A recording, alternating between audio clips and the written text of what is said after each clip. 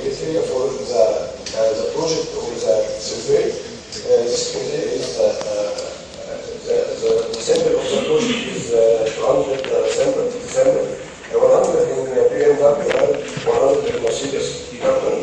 And we also we take the age between 26 and 50, and also we take the majority in the Egyptian society.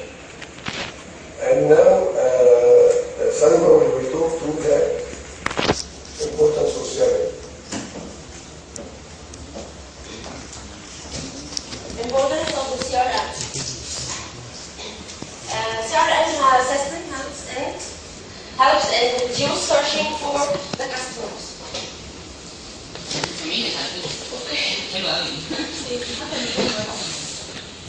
And the expected their needs effectively. And CRM contains a bit of details about the customers in order to know how it is profitable or not. And the CRM system is grouped the customer according to different aspects, such as the types of business or the physical location.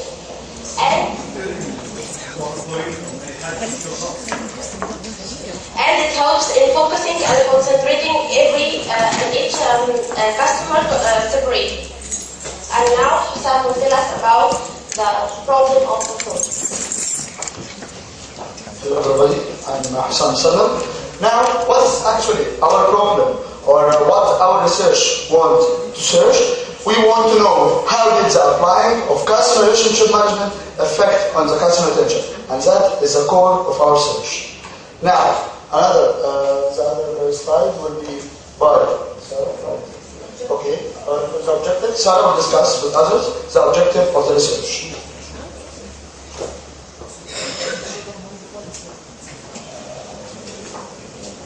Good morning. The research objective is gain better understanding of how BMW and Mercedes apply the CRM system and its impact on the customer retention strategy.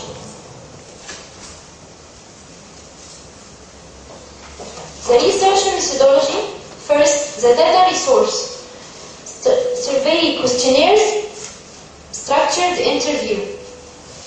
Then, time horizon. The research was conducted on 2 years.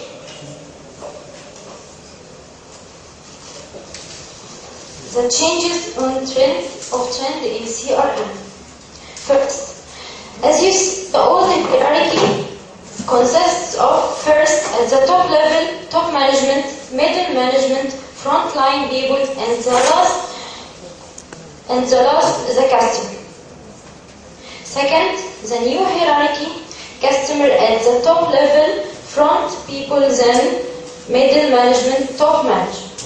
And here, according to the old trend hierarchy, the top management was seeking to satisfaction by profit, and then the customer satisfaction. While the new trend, the customer satisfaction at the top level, as you see. So the top management working to achieve the customer satisfaction. So Hussein will tell us about the customer retention. Okay, I will talk about the customer retention. Firstly, what is the definition of customer retention? Customer retention is activity that a selling organization undertakes in order to reduce the customer defections. And then there is a meaningful methodology for applying customer retention, which is 4 steps: value, rhythm, behavior, understanding.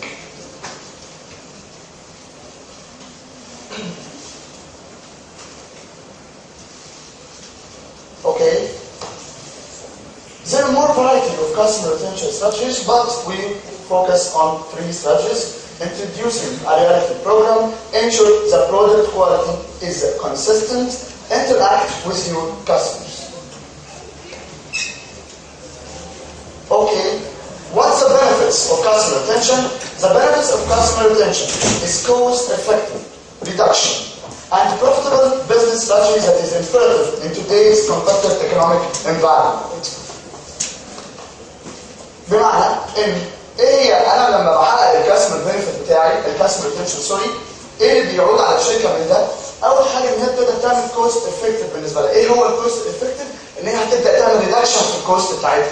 ليه؟ انا لما هبدا ان اعمل ريتنشن للكاستمر بتاعي، الكاستمر دوت في فاميلي، له فريندز، له اقارب، يعني هو يعتبر بحد ذاته يقدر كانه بيعمل لي ماركتنج باندايركت واي، وبالتالي لما انا هعمل له ريتنشن هيبقى معايا فهو بالنسبه لي بروفيت، قرايبه لو بقى معايا فهو بالنسبه لي بروفيت، صحابه لو بقى معايا فهو بالنسبه لي بروفيت. وطبعا كل ما هقدر اني ازود البروفيت كل ما هقدر اني اقلل الكوست بتاعتي.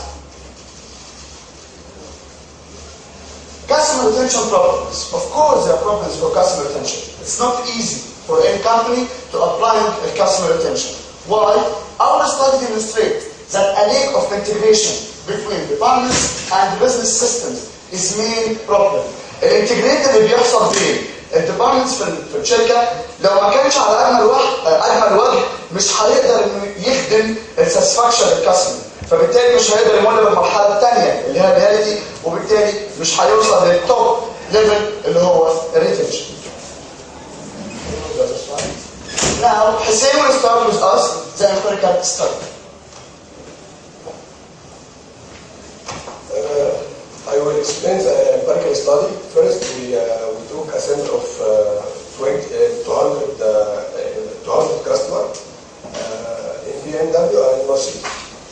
اشتغلنا على بي ام ومرسيدس بما انهم يعتبروا في كاتيجوري او اي بلس.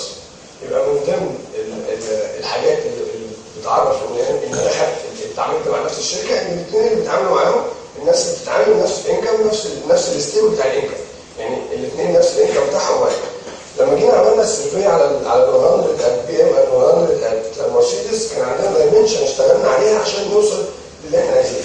اللي بيوصلنا للسي ار ام هي معادله او ايكويشن. ايه اللي بيوصلنا للسي ار ام؟ بيوصلنا للسي ار ام شويه حاجات بسيطه اللي هي الساتسفاكشن، اللويالتي، وبعد ما بنوصل للويالتي بيوصل بعد كده يعدي يدخل مرحله الريتنشن، وبعد كده لما يحصل الثلاثه دول مع بعض يساووا في الاخر السي ار ام. لو الثلاثه دول حصلوا يساووا السي ار ام. اكزامبل بسيط، لو احنا مثلا بنتكلم على الفاست موفينج جودز، لو بنتكلم ان ممكن اي حد بيجيب مثلا اي ست بيت بتتعامل مع برودكت معين بيشتري كل شهر من السوبر ماركت. لو هي خلاص بقى وصلت لمرحله الريتنشن، لو ما نزلش السوبر ماركت اول مره لقيته مش هتجيب اول مره، يعني ما دام هي وصلت لمرحله الريتنشن مش هتجيب. لكن هي في الاول ايه اللي بيحصل؟ هي بتشوف اعلاناته بيميت الاكسبكت نيد بتاعتها فبتجيبه فبيخليها ساتسفايد. بعد كده بتبقى رياليتي. يعني لو مثلا هي نازله مثلا مترو ما لقيتوش فهتدور في علامه باجل، ما لقيتوش هتدور في زمان، ما لقيتوش هتجيب بديل. لكن لو بعد كده لو هي وصلت لمرحله الريتنشن، لو احنا بنتكلم عن البرودكت ده زي المكرونه فهي مثلا ممكن تغير فيه الرز لان هي وصلت لمرحله الريتنشن، ان هي لو مش كده دي حاجه ثانيه. ده على الفاست يعني الفاست موفمنت. اما بالنسبه لللونج او البرودكت اللي بتعيش فترات طويله 5 سنين فيما فوق، البرودكتس دي منها العربيات بيهمهم حاجات كتير قوي. بيهمهم الكاستمر سيرفيس، بيهمهم ايه اللي بيحصل في الامبلوي بيتعاملوا معاهم ازاي، بيعملوا معاهم ايه، بيشتغلوا معاهم ازاي، التكنيكال ستاف عامل ازاي، البرفورمانس بتاعهم عامل ازاي. كل دي كانت دايمنشن احنا تعمدنا نقيسها من خلال السيرفيس بتاعتنا.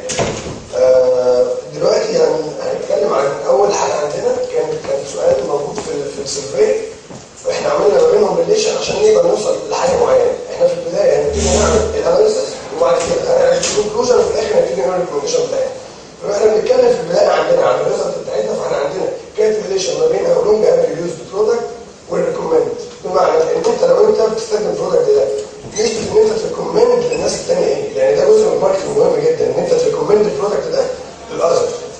ان انا ممكن لو انا جايب مثلا عملت التركيب بطريقه مش كويسه، فلما اروح اقعد في ناس يا جماعه لا ده بي ام مثلا ابو مرسيدس دي حاجه وحشه، دي حاجه مش حلوه دي فانا قلت ال10 كمان ال10 دول لو كل واحد فيهم قال 10 فبقت الموضوع وسع.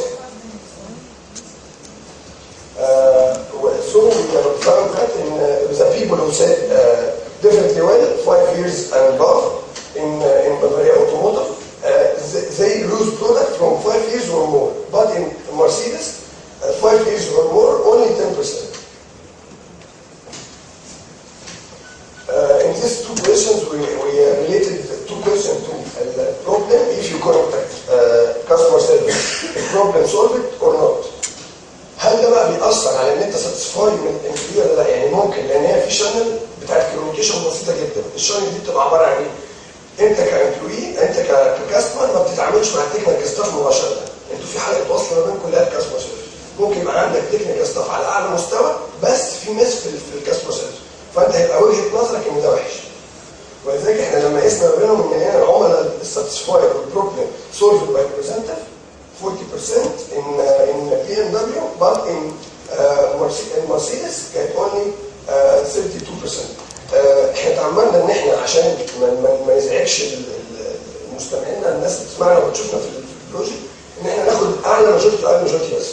احنا كان عندنا حاجات تاني نور نير dissatisfied، فاحنا ما حطيناش ان احنا somewhat satisfied، برضه ما حطيناش، احنا خدنا اعلى سيمبلز بس. والبرنامج اللي عمل اناليسيس ده كان برنامج الاس بي اس اس. And we use the gender because this is one of the lifestyle. So it takes gender male or female. في ليها امباكت على شويه ايتمز احنا بنتكلم فيها. من ضمن الايتم دي الاوفرول كواليتي. اوفرول كواليتي فور ايفري ثينج. في الكاستمر كير، في الكاستمر سيرفيس، في الكول سنتر، في الامبلوي تريند، في شويه حاجات كتير جدا. ففي كل الحاجات اللي احنا بنتعامل معاها دول، او في كل الحاجات اللي بنتعامل معاها عملنا اوفر كواليتي. فقلنا هنا ان الميل السترونجلي ديساجري بي ام اعلى من مرسيدس. لكن احنا كانت عندنا هنا مرسيدس كانت only 23 but the male in BM 25. And then Hussein will continue. Okay, now about the relation between the gender 2 and the value. برضو العلاقه ما بين الجندر وما بين الفاليو. الفاليو بتاعت ايه؟ ما انت اتكلمت عن الاوفر اول كواليتي قبل كده. اوكي، احنا هنا بنتكلم عن الفاليو بتاع البرودكت نفسه. هل البرودكت نفسه بالنسبه لك قيم او لا؟ اوكي، الريزلتس in BM the male was 25% strongly agree but strongly disagree by 5%, and the female would like less 10% strongly agree and less 5% strongly disagree. In Mercedes strongly the male strongly agree by 24% and strongly disagree by 8 or less 15%. And the female will strongly disagree by 5% and agree by 15%. What is your gender? سؤال الجندر برضه مع البوست بيرتشيز. برضه الريليشن بينهم في الاناليسيس اللي عندنا كان في شركه بي ام الميل كانوا strongly agree by 26% and strongly disagree by 5%. أما في الفيميل اللي strongly agree كانوا 8% and strongly disagree by 4%. In Mercedes company, male strongly agree by 18% and strongly disagree by like 14%, and the female strongly agree by 14% and strongly disagree by 5%. And Sarah will continue. Will continue. And according to the gender and technical staff agreement, the Mercedes result was 20% of males and 18% of females strongly agree.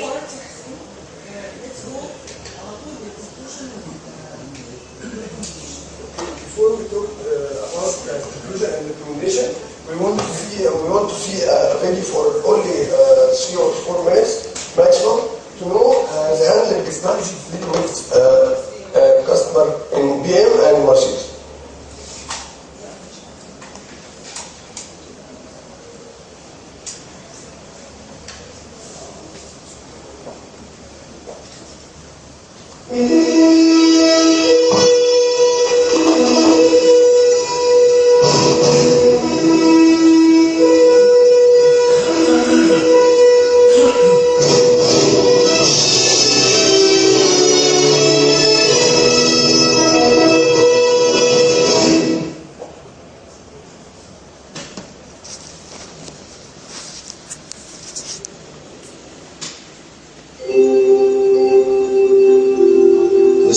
guys there are amazing. And really, when you buy a car, the car itself is important, but after you buy the car, it's all about the service.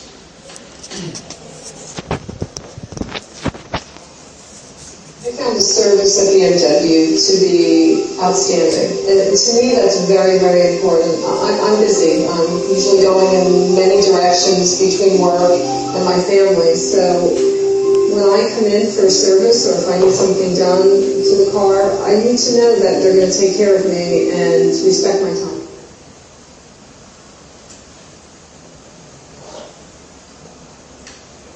They're responsive, they call you, they treat you like an important person, even though you're just another customer.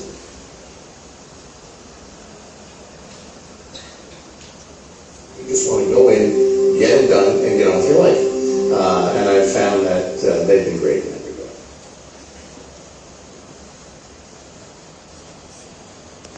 My wife and I both take the car in for service. She loves to take the car in. Did you understand that? Here's a lady who loves her BMW and loves to take it in for service. Why? Number one, it only has to go in once a year, at least in the first 4 years. It's only required once a year.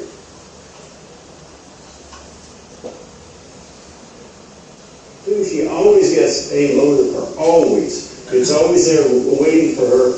And it's the latest model. So she comes home and she says, guess what I got today? And she likes driving that new model. They're courteous to her. They understand and listen again. They're efficient. She likes that experience, which I think is unusual.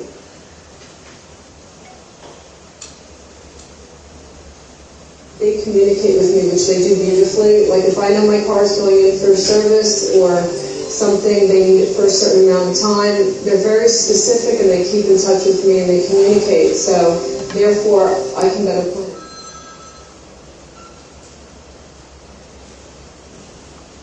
You know, they take care of you. You don't have to worry about calling and, you know, when can I get in? Just come in and deal with it, and they're wonderful about it.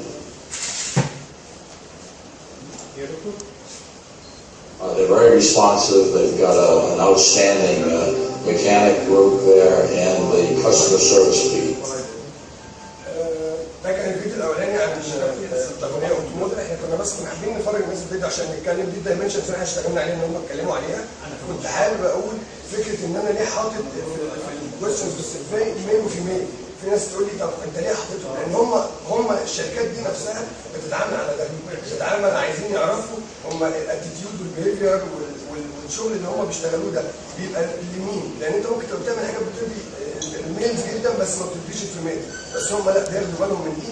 بالمناسبه هم في الفيميلز بيكلموهم ايام ميلادهم وبيبعتوا لهم مفاجآت ورد، بيكلموهم قبل الصيانه. لما بيروحوا هناك السنترز بتاعت السيرفيس بيلاقوا روم جاهزه يقعدوا فيها وفيها تلفزيون وفيها انترنت على الواي فاي وفيها كل حاجه يقدروا يشوفوها. احنا بس كنا حابين كمان نشوف الفكره بتاعت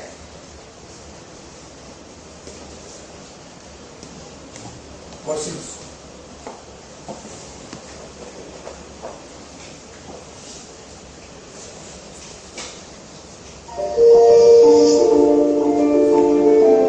Customers are truly exceptional people. They deserve exceptional, incomparable personal treatment. Driven to delight is a rallying cry. It is an acclamation and gratitude and guide for everyday For everybody's opinion. And a pledge that every day I will look for opportunities to go above and beyond the expectations of my customers. Oh, baby, I'm ready to wait. To make a lasting impression. That will become a legacy. Driven to delight is not a process. So the formula, there are a million boxes to check. It's not a list, it is a mindset. When I believe It's about treating people where every one of us is supposed to be treated with respect, consideration, and thinking materially customers is unique. I will provide an experience, but it will be just as unique.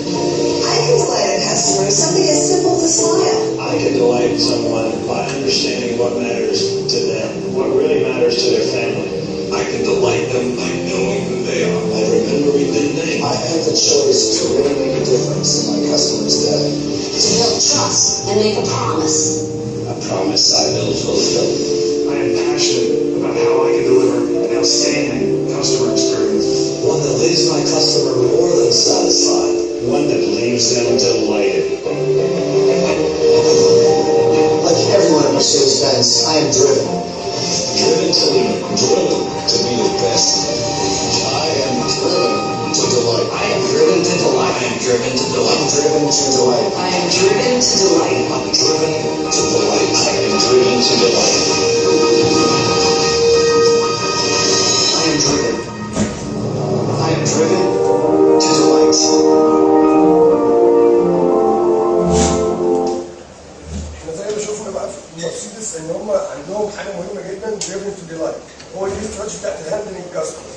طيب انا ما قستش الديلايت في البوزيشننج، انا ما قدرتش اقيسه، ومش ديلايت او الهابينس مش هقدر اقيسها، بس اقدر اقيسها من خلال ان هو ساتسفايد، من خلال ان هو ريتين، من خلال ان هو عنده ريالتي. هو لو عنده الحاجات دي يبقى هو ديلايت، بجانب ان هم بياخدوا في عين الاعتبار بالنسبه لهم بالنسبه للكاستمر بتاعهم اي سيركمستانس عندهم عن الكاستمرز في اي حاجه للشخص صاحب العربيه او للفاميلي كمان. Now we listen to conclusion from Osama Ansari.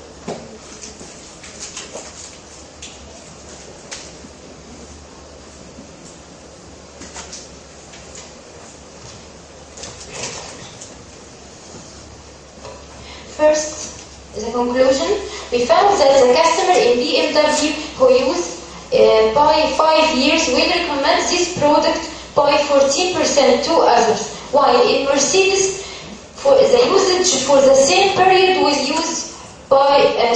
recommend by only 10%. The second point, the customers who contacted the customer service and the problem being solved by the employee satisfied by 40%. But in Mercedes only satisfied by 33%.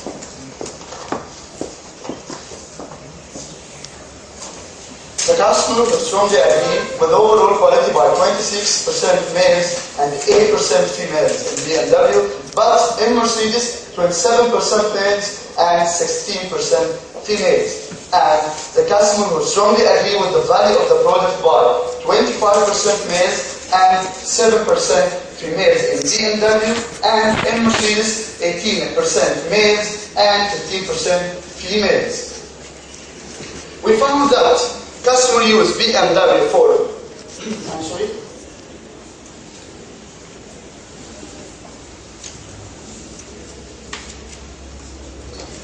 In BMW, the customer will strongly agree with the post-purchase by 27% males and 8% females, while in Mercedes 17% males and 13% females. In BMW, the customer will strongly agree with the technical staff performance, 27% males and 8% females, while in Mercedes 26% females and 18% females. And the last point, in the conclusion, in BMW, the customer will strongly agree with communicating, which is clearly and effectively, in males by 25% and in females by 8%, but in Mercedes, males by 20% and females by 18%. Then the recommendation will be with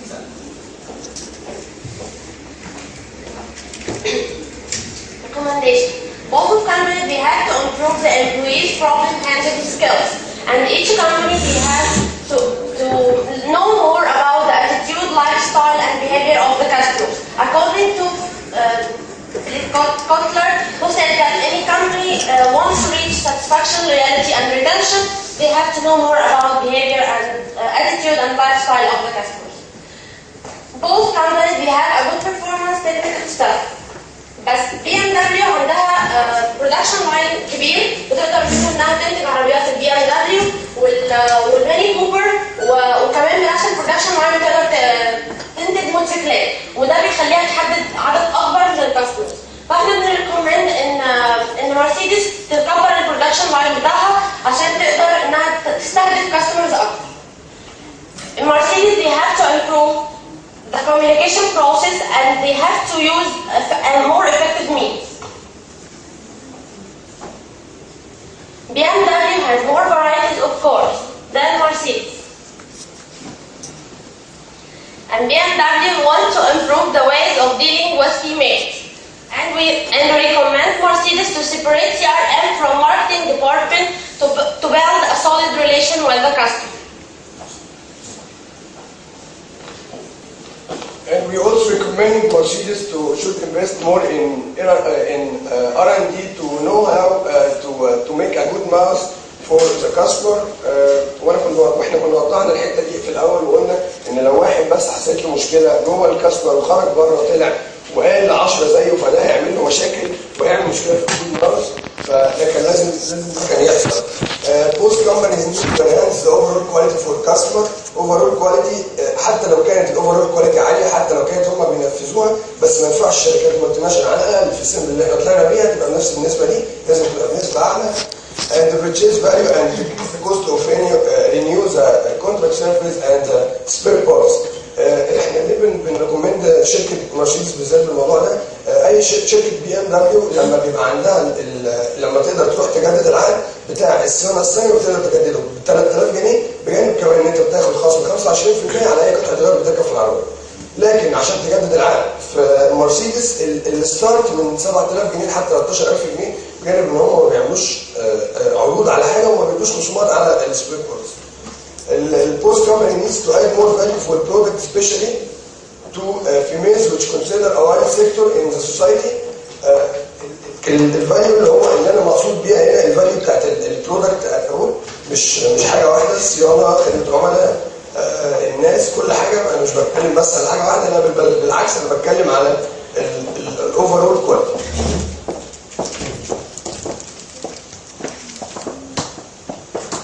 In the Asian market segment, BMW considered by outside economic circumstances.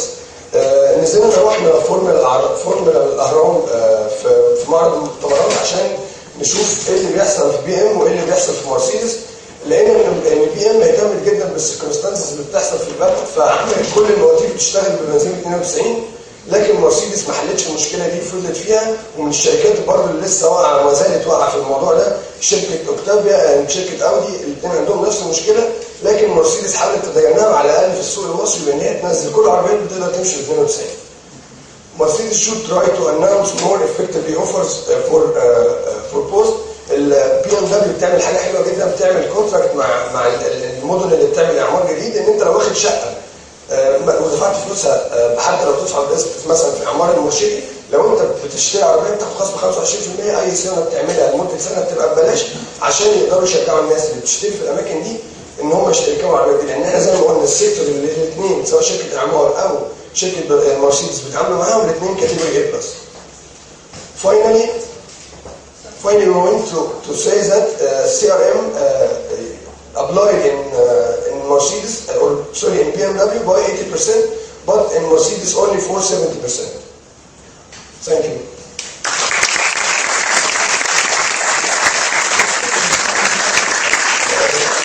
بس قبل ما اخلص كنت حابب اشكر دكتور هاني، دكتور مراد، دكتور سالم ناوي، دكتور محمد فتحي على وجوداتهم. الناس تعبت معانا، الناس كمان ما ظهرتش، دكتور شيرين عبد الله، دكتور مروه نصر، دكتور مروه سيد، الناس دي تعبت معانا في البروجكت على مدار سنتين مش سنه واحده. وفي النهايه بقى بشكر معلمي الاول ووالدي دكتور سامع شريف.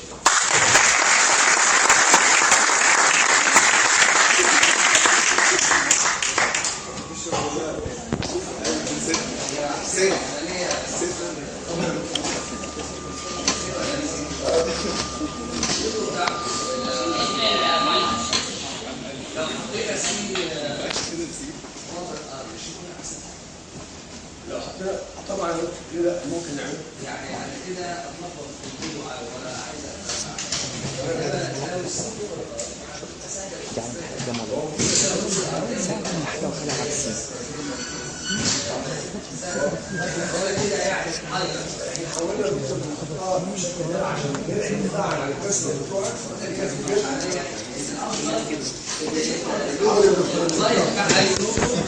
لا الديزاين بتاع ايونو سهل جدا انك تقراه بقى في الميننج بتاعه، يعني جد ايدك انتشر عليه، انما كده ما يدينيش الفروق يعني خالص. لما اقراه كده ما بفهمش هي طبعا ليه واحد قال الرأي ده كويس ما في يعني لازم يعني واخد الاستاذه دلوقتي ما شاء الله يعني الدكتوره هاني كانت الاولى دايما على الدروس بتاعها في الماستر البيتش دي هو حضرتكم اللي هي موجوده معانا طبعا. طب حاجه ثانيه برضه حد يقول لي يعني هل في ريليشن بين السي ار ام والديفلوبمنت بتاع البرودكتس في اي واحده من الاثنين اللي انتوا خدتوا الادفايس عليها؟ مبدئيا هو في ريليشن دلوقتي في الوقت الحالي اللي احنا موجودين فيه ده بنعمل كل انترفيو كويشنير مع التلميذ المسؤولين في شركه مرسيدس. شركه مرسيدس اصلا هي مش بتطبق السي ار ام لان هم ما عندهمش قرار منفصل بيطبقوا فيه السي ار ام. يا راجل يعني ما بياخدش فيدباك من الكاستمر عشان يعمل ديفلوبمنت للبرودكتس بتاعته؟ هو دي كده موجوده بقى يعني بقى في مرسيدس موجوده اكثر من البي ام. ليه؟ البي ام الدراسات بتاعته ما بتتغيرش كتير. لما اشوف انت يعني فور اكزامبل مرسيدس عملت ايه؟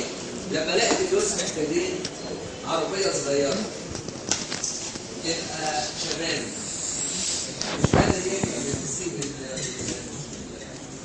يعني الطبقات بتاعتها ولا الجيل ولا ده كله. ابتدى يعملوا ايه؟ جاله فيدباك من السي ار اللي هي ضعيفه مش عايزينها عامل السي سي بتاعتها 1500 فطورها على 1600 محتاجين اكتر على الجيل ابتدى بال 150 ابتدى بال 1600 1800 السنه دي نزل فيه 200 يبقى ده ريفليكشن او ريليشن بتزود الفيدباك ويبتدي يعمل ده انت ظهرتوا عندك بعدين دكتور عصام انت ظهرتوا عندك بس يعني المرسيدس اكثر من البي ام معروفه الطلبات والميزات اللي موجوده يعني هو بيقسم الماركتس بتاعته طبعا الموجود هنا مش هو اللي في يوروب يعني حاجات كتيره مش موجوده عندنا لكن مرسيدس له بس ليها يعني ليه سالب ماشي عليه سواء كان في يوروب سواء كان في الشرق الاوسط عندنا هنا او في اي دول ثانيه ماشي على استراتيجي واحده طبعا طبعا ده بيسلكت اكتر يعني انا طلعت الفيدباك اللي كلامك على انك انت سبورت كل حاجه بالنسبه لي ان هي الايه الريفير مش هتعامل معاها لا انا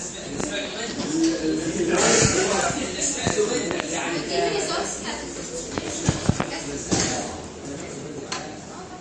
اسمعني بقى الحقيقه الوضع محدود رغم ان طبعا معروف ان الكودينج افضل من الاثنين